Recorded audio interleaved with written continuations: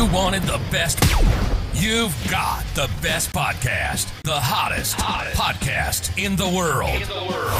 The Chris Voss Show, the preeminent podcast with guests so smart you may experience serious brain bleed. The CEOs, authors, thought leaders, visionaries, and motivators. Get ready. Strap yourself in. Keep your hands, arms, and legs inside the vehicle at all times, because you're about to go on a monster education roller coaster with your brain. Now, here's your host, Chris Voss. Wait, am I the host? Wait, is it me? Is it me today? Oh my gosh. Hi, folks. Chris Voss here from thechrisvossshow.com. The Chris Voss Show. I've got a memo here that says that I'm supposed to be the host of the show. So what do I do now? No, I'm just kidding. Jesus, I've been doing it for almost 14 years. Welcome to the show, my family and friends. We certainly appreciate you. The Chris Voss Show, the family that loves you, but doesn't judge you, at least not as harshly as your mother-in-law. Anyway, guys, welcome to the show. We're going to be talking about some different strategic ways, I suppose strategic. We'll find out from the brilliant author we have on the show, but some ways to survive divorce and co-parenting and all those things that are happening in today's world, and give you some tools to improve that quality of that experience so that your kids can be happy and everybody can hopefully be a little happier. It's not the most funnest thing to do in the world, but I think most everyone's done through it. I mean, judging by everyone I meet and everybody I know in my age group, they've already got 2 or 3 under their belt. So I'm still working on getting my first divorce. I'm saving up for it, and then I'll get married and hit the wheel. But in the meantime, we're going to be talking to her about her book and her amazing insights.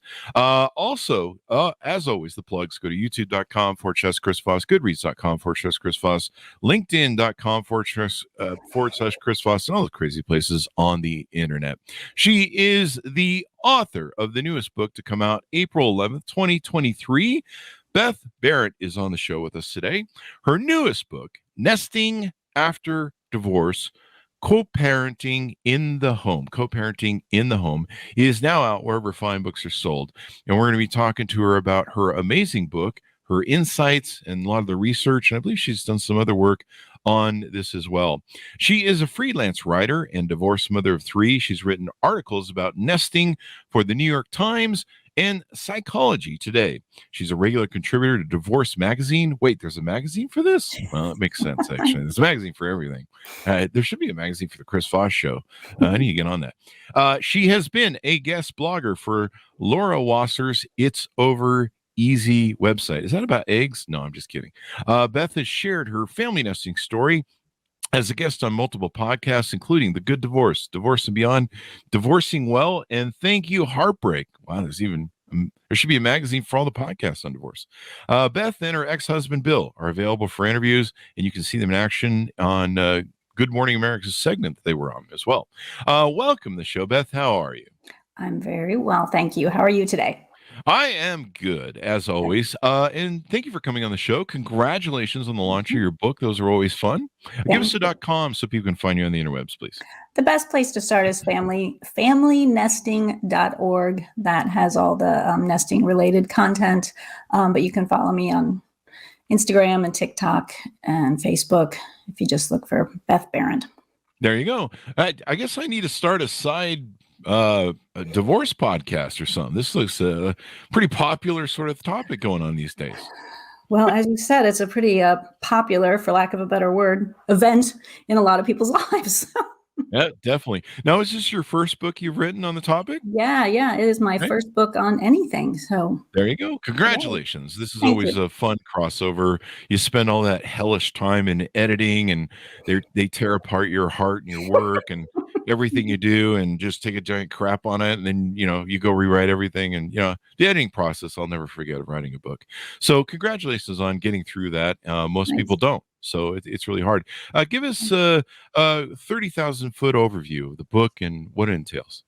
Okay, well, first of all, nesting, for those who don't know, nesting co-parenting means that after divorce, the kids stay in the family home, and it's the parents who take turns moving in and out to parent them, rather than kids going between 2 houses.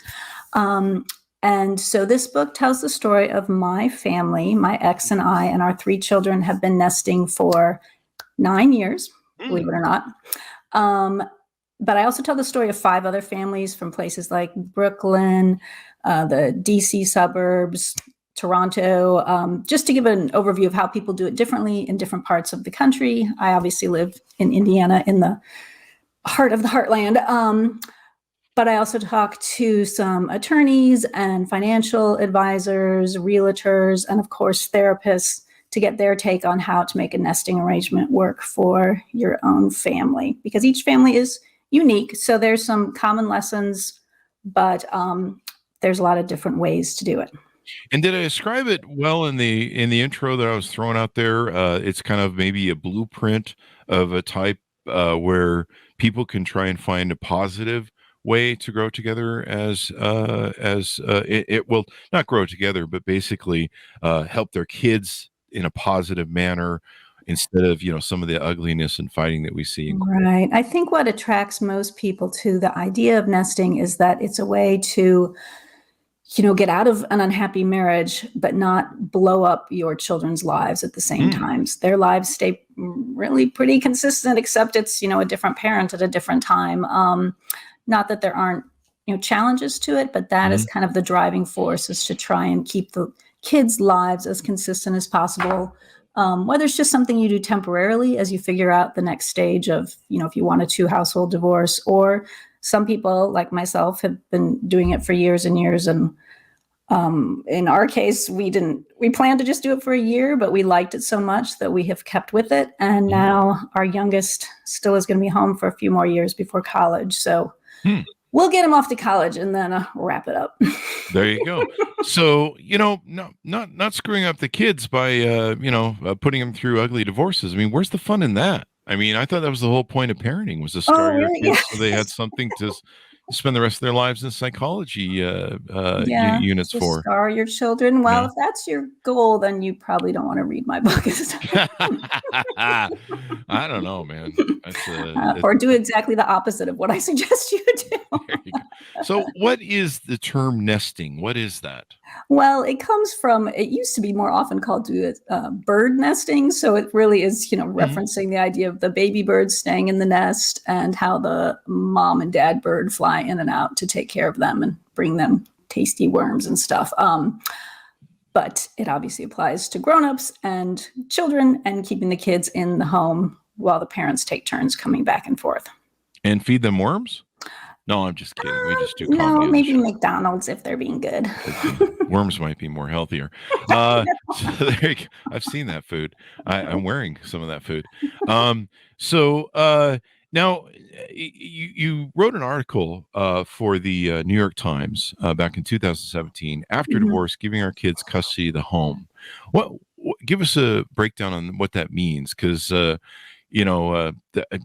my dad gave me custody of his home. He went out for milk when I was 10 and never came back, and I had to fend for myself. So there's that. No, that's a gaming joke. I know that's not true.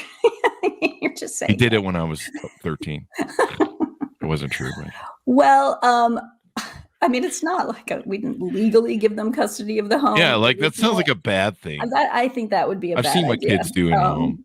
It just meant that they got to stay in the home. And so there was no custody battle about who got which kids for how long. It was just something we worked out between the two of us.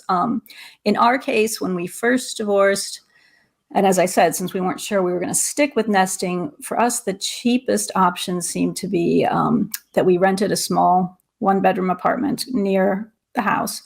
And so I use the word we shared the apartment. We were never there at the same time, and we were never in the family home at the same time. We would, pass each other like ships in the night down the driveway, heading to the apartment or the house. So we did that because it was a pretty cheap way, and it was certainly cheaper than setting up 2 full-size households to support 3 kids right from the get-go. So that gave us a chance, to sort of get our feet under us financially, and also really just see how the kids were doing and how each of us was doing moving into this next stage of life. And obviously we liked it, because here we still are. So I'm trying to understand the model here. Are the 2 parents still living in the same family home, but there's an apartment somewhere, or are the 2 in two different homes they're living in, but somehow they raise the kids in the nest of the apartment? Well, everybody seems to do it differently. In our case, in our home, we have a guest bedroom and in the basement. And so I moved into that. My ex kept the master bedroom. So we, moved our stuff into those separate places. But as I said, we were never in the house at the same time. So he would go to the apartment and I would go, into the house and stay in the basement suite. I mean, some people do continue to share the master bedroom and just like have the rules that you have to wash the sheets before the other person comes in. They have separate closets and just keep it separate that way.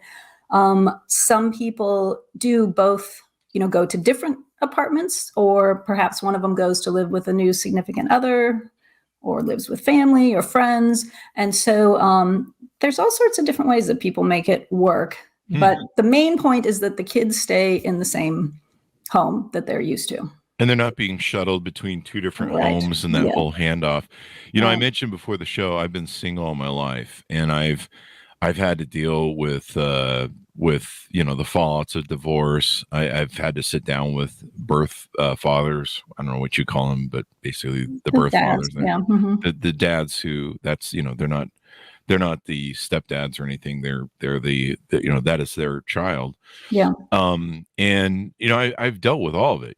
I've had to go into relationships sometimes where I've been like, realizing that I'm buying into their failed marriage, and I have to deal with them, which is very hard to do. Actually, most people don't realize how hard it is to come in that situation. But sometimes I had to sit down with both of them and say, look, I don't have a vested interest in these children other than starting to enter a relationship, but you two need to get the fuck along, because these kids are the ones that are going to get harmed the most. I've had to sit down with dads and go, hey, I'm not here to replace you. My job is not to compete with you or make you look bad in front of the eyes of your children. So it would really help if you wouldn't do things that make you look bad in the eyes of your children. And I understand what you're going through, dude, but we all got to move along here on the societal, whatever you want to call it. So I've dealt with that situation of like, Bob didn't send the coat back, and Bob's holding on to all the clothes of the kids, and mom's doing the same shit. And it's crazy. It's like a war going on of attrition of some type. And you're just like, look, you know what? It's funny that you guys wanted to get away from each other so much, and you really spend 100% of your time actively hating each other and trying to screw each other over. And like, you both need to move the hell on.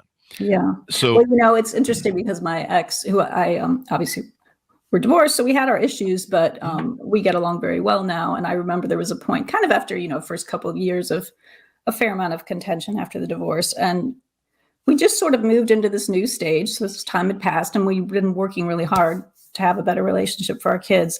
And he was like, it is a lot easier to not hate someone than it is to hate them. Like that takes so much more energy. And so, yes, it's unbelievable the amount of energy that people put into hating each other instead of that could be energy going to better parent their children. And it's a shame. Yeah, definitely. I mean, it's I've seen love withdrawal games or, pawn games where people play games with the children and use them as pawns in some sort of, and I get why people are upset. They put their life into marriage. They believe that, maybe it's going to last forever. They think that they're building something, and to see it all come tumbling down and all the hopes and dreams and everything they put into it comes to an end. It's not fun. Yeah. But I think the important thing about books like yours and knowledge on this subject is sadly something we don't teach, and they really should teach in college. I'm a big believer, and of course I've never been married and have kids, so what do I know? But I'm a big believer that people really need to be trained better to have better relationships, to go see psychiatrists and work out their issues before they get into relationships that bring children into the factor. They should go through at least 2 years of college before they're allowed to have kids. But what do I know? No one ever agrees with me on that. It's just like, hey, let's go have some kids and see what kind of wreckage we can drag from our past in our lives and ruin the next generation. Let's do that. That sounds like fun. Well, sadly, I think a lot of people think, having kids will fix the problems in our marriage. That's This will make him want to stick around. And I've heard that before too. Yeah, I had the third kid because I thought it would help our I thought, failing marriage. that's You're crazy. just like, no, that's just like throwing more. That's like throwing gasoline onto an already out of control fire. Yeah. So, what's the best way to approach this? Let's say there's someone in the audience and they're thinking about divorce, or they're maybe going through divorce. What's the best way to sit down and try and get a reset or an agreement to say, hey, let's do something for the kids and not about us, and let's try and refocus on that. Yeah. Everybody can take their own creative approach, but I do have a section in the book where I talk about the first conversations, what you need to discuss if you're either proposing nesting to your soon-to-be ex, or maybe you both have the idea of doing it. And of course, first is really just some really basic stuff, like, are both of us willing to give this a try? Like, genuinely willing to try. It needs to be clear that you're not doing it to try and save the marriage. At this point, you're doing it because you are moving on and you want to do this for the kids. Of course, if you both are trying to save the marriage, but if there's just one of you thinking that nesting is going to save the marriage, that's not a good situation to get into. And then, of course, to talk about, like, where else could we live, or one of us live, or can we set up the house so that we have private space? And it's interesting, the creative ways that people come up with doing this. I have a Facebook group for people who nest. And one woman recently was posting that she, on her days when she's, off duty out of the nest, she gets in her Airstream camper and goes out to the campsite and, spends a few days out there. And I was like, wow, that sounds really nice. That's a great idea. If you live in a nice enough, environment to do that. So people do all sorts of creative stuff. So those are the big things to figure out. Are we willing to do it? How else could we live to make this work? And, what can we afford to do in terms of this other non-nest space? You bring up a good point. One of the biggest problems, and especially a lot of men have, is they usually, the home is turned over to the mother in divorce courts. And so they're required to go, live somewhere. They've got to set up a whole separate unit, and then they've got usually child support and alimony that they're dealing with, or most likely child support. And it becomes very costly for them. And sometimes they have a hard time maintaining the child support and the alimony, or whatever they need to do. There's lots of, quote unquote, deadbeat dads. And sometimes they just can't, whether it's working or whatever the case is, they have trouble paying those bills. So maybe this was a better way to, like I talked to you before the show, I've had friends that I believe have done the nesting thing, and I don't know if they did it for finances or out of just trying to do what you were doing. But I know some people, they can't afford to get divorced. So maybe that can help that sort of situation where you can kind of ensure that there's resources that the father and mother can still bring to the kid without breaking the bank. Right, exactly. I think that I knew that was part of our reason for doing it, but it really drove that home. The more nesters I spoke to and the people I interviewed in the book, that finances really were, yes, helping the kids is great, but finances were really a big part of the equation for them as they looked at what their options are. And some people even, don't pursue the divorce process officially right away because of the cost, but they, both agree that the marriage is over. And so this is obviously some very evolved people who are willing to just, say the marriage is done and we're each moving on. And when we have to officially get divorced, we'll do it. But for now, we're separating our lives, but keeping the kids' lives consistent. Now, how do people, because you interviewed a few different people with the two different models, how do people deal with dating though? Because that kind of, you can't like bring your dates home, or can you, or have people figured out a way to make that thing work? It's one of the probably hottest topics that kind of in the second conversation, a lot of people have, once they've agreed to nest, that's the next thing is, what are the rules about dates or other adults in the nest? Which really, I think every divorced parents should be having discussions about how are we going to introduce future people to our children.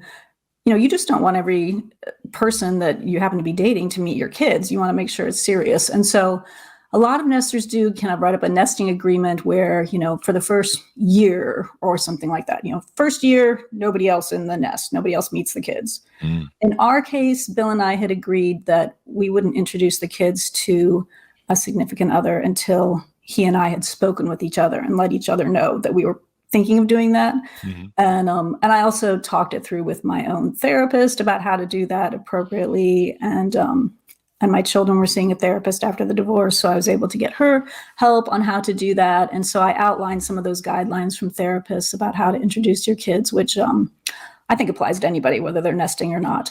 Mm. But you're right. The nest creates a space that's, I think in a way it was actually good for dating because the nest was kind of this like sacred Protected family them. space, that neither of us wanted to bring the wrong person into. So we both felt pretty strongly about the people we were seeing by the time we thought it was okay to have them visit the nest. And really, I mean, you could use, if you had an apartment on the side, like you mentioned, Well, that's you when could I use, did, yeah. yeah, I dated all the time then, but, That's the shack shack. that was when I was in the home. And honestly, as a guy who's dated all of his life, and I mean, in the triple digits, I've dated, there's a point where I dated women who hadn't been married. And then, once I hit like 28, something 30, then it just became divorced women. And, now it's like multiple divorced women. And, I don't date guys, so I don't know what's going on over there, but I imagine it's the same considering all my 50-year-old, buds are, they've all been divorced multiple times. I'm really behind. I'm still waiting to catch up. I'm gonna do like 3 or 4 divorces like within a week of each other, and then marriage and divorces, so I can try and catch up. I'm gonna do it somewhere near the end of the game when I can't feel my legs. You think you get some kind of prize at the end, the number of divorces? I don't know. Evidently there is, because everyone's doing it, right? Is there like an old gamification thing that I get? Because I feel left out at this point. Anyway, but my point that I was rolling to was the one thing you learn in the dating game, and I learned this from other people when I was coming up in the dating game. Coming up, what is it like what is it, a pro series? I think it is at my level. Is you do not date someone who's been divorced unless they've been divorced 2 years from the signing of the end of the divorce by the judge. And if it's been a long time, like 10, 15, 20 years, give it 3 to 4. 20 years, I give it 5. And the reason I bring this up is I tell people this all the time that get newly dated: don't date. Don't go looking for somebody. You have a whole identity process. You're having a loss of identity process of being married, right? And then going through, you have to reestablish who you are. You have to become a new person, because you are not married Joe to Jane anymore. And you have to become just Joe or Jane. And then you got to figure out who that person is. You've got to go through a grieving process, because this is a death. It's a death of a dream. It's a death of your ideals, all the hopes and whatever, blah, blah, blah, you put into it, and retirement and all that fantasy thing that you put in your head about what it might be. It's the death of all that. And so you have to grieve it. You got to go through the stages and all that stuff. Then you got to become a new person. And so I tell people, I'm like, don't be going out trying to get your freak on. Don't be trying to go get weird with all the thing. Go to a psychiatrist, man. Shut down, do the work through your process. Please see a psychiatrist, because I'm sick of seeing it on first dates, please, people. And work through it. But you need to go through that 2 to 3 years of healing. And people that go out and start dating right away, you're just like taking this mentally broken down jalopy into just into a mess. And so that's my PSA for people. Yeah, well, especially looking to date seriously, if you're just dating around, whatever. But if you're looking, trying to get into a serious relationship right away, it's way too soon. I will say what I really liked about nesting was that because I had this apartment space that I went to, outside of the home, I really felt like I could pursue that new version of myself that I was becoming without the distractions of kid stuff. Like if I'm in the house, I can't help but do laundry, grocery shop, whether the kids are there or not, there's just always kid stuff to do. And I loved that I could just leave the house and be in this completely kid-free space, and I could write, I could watch whatever I wanted to watch. I could go out with friends. And I loved having that separation as I was figuring out the next stage of my life. And that was you processing, your, the grief and the whole thing, and who am I now? Who am I now? Yeah. What am I about? And, people, and then there's a little bit of experimentation where they go like, do I like woodworking, or what certain new hobbies do I need to have? Right. Because, being married takes up a lot of your space, and you're dealing with another person, and you kind of have to become somebody, and you have to cleanse yourself. If you don't, you're just going to take that baggage into the next relationship. Seen that movie? And so you gotta clean your house, and and it's so important for the kids as well. Divorce is so hard on the children, and they have the hardest time doing it. And being a guy who comes in, is dating the mother, I've had to have so many conversations with the kids and go, hey, and they're looking at me as the voice of reason sometimes. I've gone into relationships where both of them are alcoholics. The parents are alcoholics. They're calling each other constantly, and I have to be the voice of reason and tell the kids, hey, listen, okay, this is what's happening. It's not a fun process, but understand your parents love you, or at least I think they do. And they're just behaving really badly right now. Yeah, that sucks. That people can't put their kids, can't get over their own stuff before they subject their kids to all that. Yeah. And so, people just need to put their thing aside and just focus on the kids. But I like the idea of the nest, because I've seen what that looks like when the kids just feel like they're shuttled back and forth. Yeah. And you're like, did Bob send the coat back? Oh God, Bob kept the coat. Well, that's the thing. Not only is it stressful for the kids, like, where's my favorite toy, or where's the skirt I wanted to wear today? But it also is stressful for each of the other parents, because they're like, why didn't you send that? He had basketball today, or, or I've got to drive to school and drop this off because you didn't know. I mean, the people I know who deal with that, like traditional contentious shuttling stuff back and forth, the amount of energy they spend just with stuff. I've never had to do that except my own stuff. And, I'm a grown up and I don't have that much stuff. So yeah, it is hard. And I can imagine if you're nesting in the same place and you can get along, it can be so much better. The other big failure I've seen is people that go into divorce court. And I've had to go testify in family court for some friends. And, I've seen people blow through $50,000, $100,000 each that could have been put in a college fund for kids just to argue in divorce court and end up with a resolution that was the same they originally offered. Right. And you're just like, do you understand you're really screwing over your children? Yeah. Like, when you have for their ego, it's just about ego. It's just an ego thing. It's not going to change anything. No. But we were fortunate that, and this is credit to Bill as well, but by the time we filed for divorce, and it was done 3 months later, like we knew we wanted to do this nesting. We knew we wanted to get the divorce done as quickly as possible. And so, we were really happy not to drag that on and add to the expense. And the other thing is people play a lot of parent alienation games. So the children become pawns. So, we're not fulfilling the agreement of the visitation rights. And what the funny thing about, it's not really funny, but the funny thing about divorce courts and divorce law is there's no enforcement if a parent who has guardianship won't share the children. There's enforcement of child support and alimony, because the state gets a gig on that. They get a cut of the action, which is the reason they're financially invested. It's become like an institution. But the whole sharing the parent thing, all you can do is just go get the judge to yell at the wife or husband, whoever's the thing. And there really is no legal enforcement of it, which is very sad. And the most important thing that parents need to realize is this is damage to the children. Right. And, I talk a lot about the importance of parents being in a child's life. Men and women are compatible, or what is it? They are different, but they complement each other. Yeah. And if you don't have one, you will cripple the child.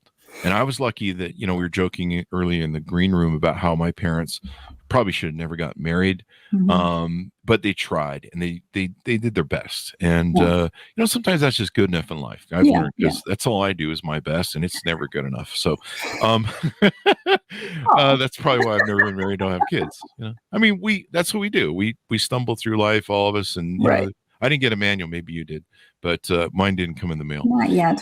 Yeah. That's because the post office is doing it. I'm just kidding. It's a post office joke. Well, going back to your point about the parents' involvement, my ex, Bill, has said, a number of times that what he liked about nesting, that was challenging when it first started, was that it forced him to become more engaged with the kids, because we'd had a kind of traditional breakdown of roles in the family. He was the primary breadwinner. I did all the house and kids stuff. But when we began nesting and I wasn't in the house, he had to make sure their laundry was done, had to see what homework had to be done the next day, had to make sure that, they ate breakfast before they went to school. And it was challenging, but he became such a better dad because of that just involvement in the day-to-day life that a lot of dads, I shouldn't generalize by sex, but that in many marriages that doesn't always happen. And so he's always said that he was grateful for the divorce and the nesting, that it made him a more engaged dad. There you go. And is having parents, a father does things in a relationship with his children that mothers don't do, and mothers bring something that's a compliment to the table that fathers can't do. Yeah. And they need that role. I remember I had a friend call me one time, and she was newly divorced, in a bitter divorce with her ex, and she was playing the pawn game with the kids and demonizing the father and alienating the father, not letting the father have access to the kids. And her daughter was like starting to want to go into modeling and maybe some other things that goes when you're trying to seek the attention of men. And I'm like, she's starting to go down a pathway of destruction that she's seeking the approval of men, and she's seeking men because she can't get access to her father. You need to understand what this is about. And I've seen the fallout of this through all of my history of, when I go into a relationship or when I date someone who's divorced, I see the kids messed up sometimes. I see all the fallout, and you just sit and put it together, and you're like, okay, these kids are fucked up because you guys didn't handle this divorce right. And you guys are playing this game, and every day. No, I'm not laughing because it's funny. It's terrible, and it's a real shame. And I thought it was interesting when I was dating. I could immediately tell sort of the tone of the divorce if the man I was speaking to would not say his ex-wife's name. He would just say her, she's got the kids, could not even speak her name. And that was always the clue to me, this seems like a bit more drama than I want to get into. Some real scars right there. Yeah. So keep an eye out for that when you're dating women. See if that's also that's my little tip. Usually I get the thing that the past 3 marriages, everyone was a narcissist, and all the 10 boyfriends everybody were else's problem. Yeah. That's the popular thing now. Everyone's using narcissist default. And I'm like, there's only 5% of the population that are narcissists, but somehow you found all of them to date. Which is really weird. I don't know if do you have that in your Tinder profile or your search? Well, like you said, that's kind of, one of the main things after divorce is you're figuring out your new self, is you really do have to face what you did wrong in the marriage. Yeah. Otherwise, you're never going to move past it. If maybe in some cases it's totally the other person's fault, but in most cases, it's both people. Yeah. It takes, I somehow I was lucky enough, 2 or 3 generations of Gen X to be born into the thing where when people got divorced, they would just say, it takes 2 to tango, and we just go, okay, well, you're getting divorced. Okay. Well, 50-50, you just didn't mix well. It's kind of like, vodka and Mountain Dew. It doesn't mix well. That's just what happens. I mean, I've had a million wonderful women in my life, not a million, but I'm working on it. Close. This pace, since I can't afford divorce, and so I never get married. But I love them all. I don't have any hatred or anger towards them because I feel that's healthy, and I recognize that I tried the best that I could with whatever I had at the time, and I wasn't always perfect, and so did they. And that's what people do in life and dating. They try each other on. You see if you gel. Maybe you gel for a while. Maybe you grow apart. It's just the way it works, because you can't, I own companies. That's what I'm married to. And the one thing I learned that I love about companies is I can if things aren't working, I can try and fix them, and they're very fixable because they're just one dimensional, basically. But with another human being, they've got their glide path of life, and you have yours, and stuff. Yeah. And so you just gotta go, hey man, things didn't work out. I probably did some stuff, and I'm gonna own up to it, and let's try not to drag that into my next relationship. Yeah. But it seems like a lot of people are like, hey, let's take the fun of the last one into the next one, see how this works. Right. And you know what? I think actually a lot of people who are drawn to nesting kind of is the same thing, that they experienced really bad divorces in their childhood. Several of the people I interviewed were like, my parents had a terrible divorce, and I was not going to do that to my kids. And so, there's, with any relationship, you have to look at, was what happened before good or bad, and what made it that way, and can you change it? And you just own up to your end of it. And I mean, if I ever saw any of my girlfriends, I don't usually, what's behind me is behind me. But it's always been, my attitude has always been like, hey, I hope you found what you're looking for in life, and thanks for what I learned off of our lessons. You being crazy? No, I'm just kidding. And being perfect. That time you tried to stab me in the kitchen because I left my socks on the floor. Yeah, I get it. I shouldn't have done that, but seriously, a knife? No, I'm just kidding. These are jokes, people. Some of them. That'll be my forthcoming book. But no, maybe I should do a book on my life as a single guy and my experience with divorces, and how to be better divorces.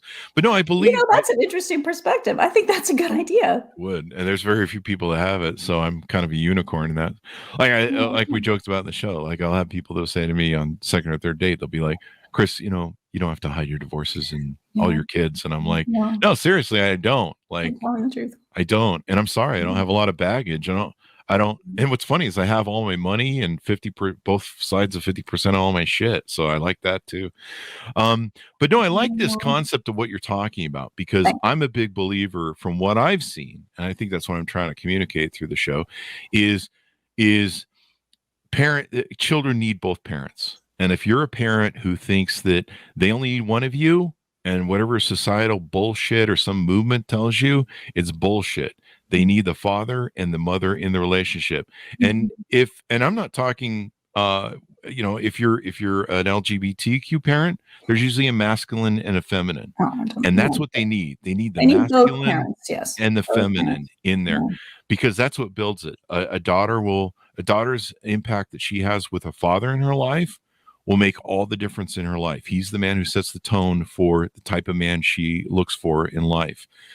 Mother, same thing. I've seen what father abandonment looks like. I've seen what mother abandonment looks like. I've had friends that own strip clubs that go, if it wasn't for bad parenting, I wouldn't have anybody to work here. And it's I think it comes back to kids feeling like their parents respect and value them, and whatever that approach takes, maybe it doesn't have to be nesting. You can have a divorce that's always is about respecting the kids as individuals. Yeah, that'll set them up for success more than anything else. Yeah, I mean, I've seen kids that go, "Hey, why can't Daddy tuck me in at night anymore? He used to." And one of the other things we should bring up, and I don't know if you talk about this in your book, but there is a high risk to children when they don't have their father or their mother around. There's a protection element. In fact, the highest amount of sexual assaults happen with single parents.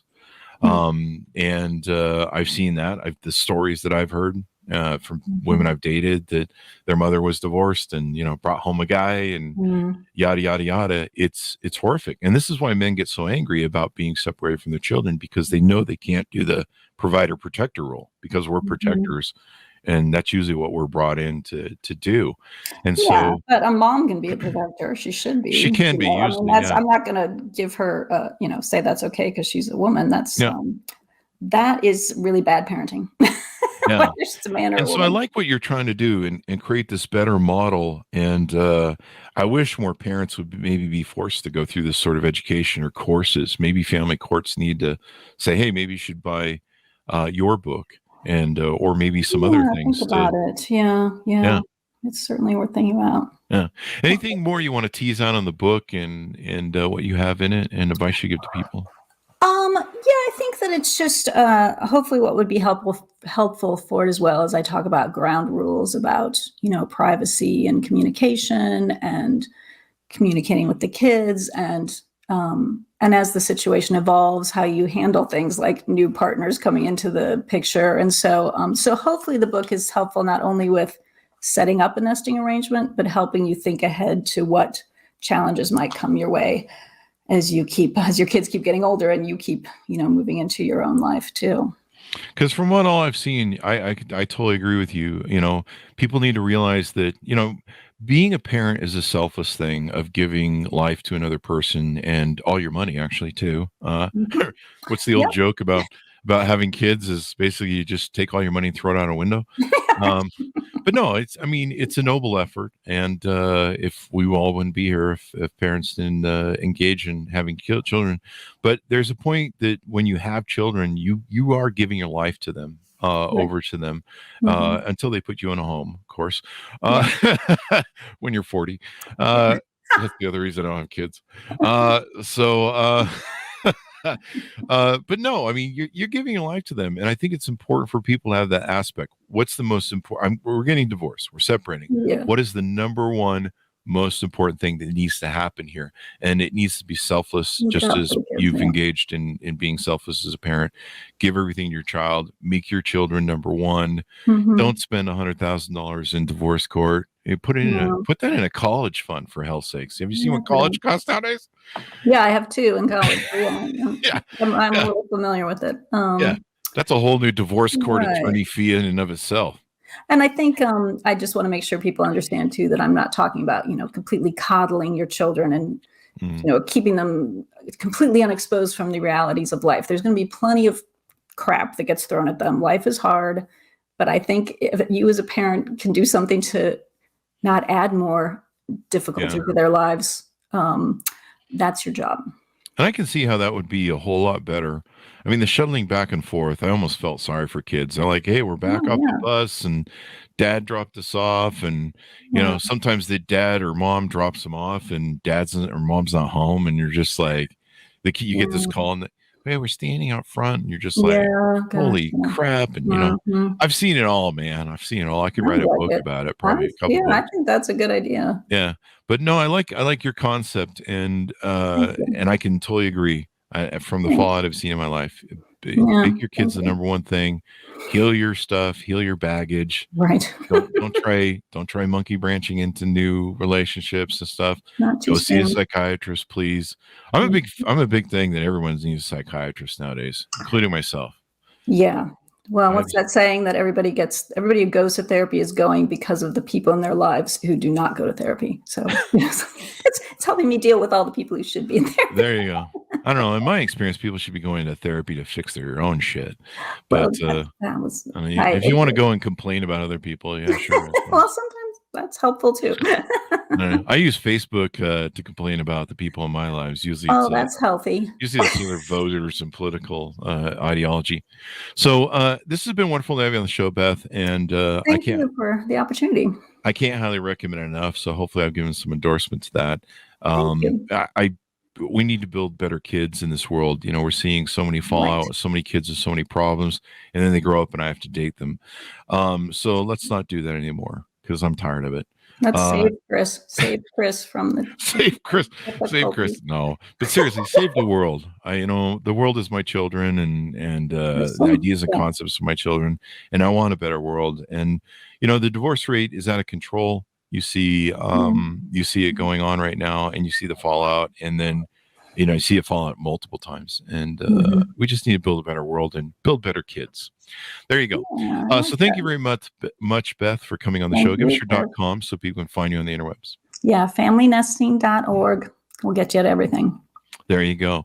Order the book wherever fine books are sold. Nesting After Divorce, Co-Parenting the Family Home. It's got my endorsement on it. Let's build a better world for kids and divorce. And if we can, how about if we figure out, to keep people from getting divorced. Like maybe take some classes on how to build a healthy relationship and maybe work out your shit before you get married, people. That's my endorsement. Anyway, guys, thanks for tuning in. Go to goodreads.com/Chris Voss, youtube.com/Chris Voss, LinkedIn/Chris Voss, and all those crazy places on the internet we are. Thanks for tuning in. Be good to each other. Stay safe, and we'll see you next time. And that should have us out.